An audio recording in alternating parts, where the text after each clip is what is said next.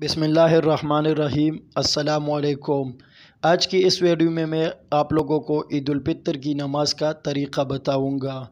تو شروع کرنے سے پہلے ایک چھوٹی سی ریکویسٹ ہے، اگر چینل پر نئے ہو اور سبسکرائب نہیں کیا تو برائے مہربانی چینل کو سبسکرائب کریں۔ پہلے نیت کریں۔ نیت کرتا ہوں میں 2 رکعت نماز عید الفطر کی زائد 6 تکبیروں کے ساتھ منہ میرا کعبہ شریف کی طرف واسطے اللہ تعالیٰ کے پیچھے اس امام کے۔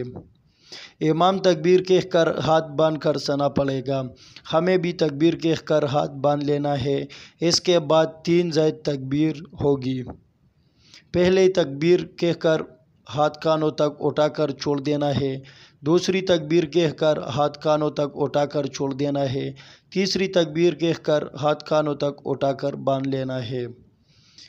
اس کے بعد امام قرات کرے گا، یعنی سورۃ فاتحہ اور کوئی سورت پڑھے گا اور رکوع سجدہ کر کے پہلی رکعت مکمل ہوگی۔ دوسری رکعت کے لیے اٹھتے ہی امام قرات کرے گا، یعنی سورۃ فاتحہ اور کوئی سورت پڑھے گا۔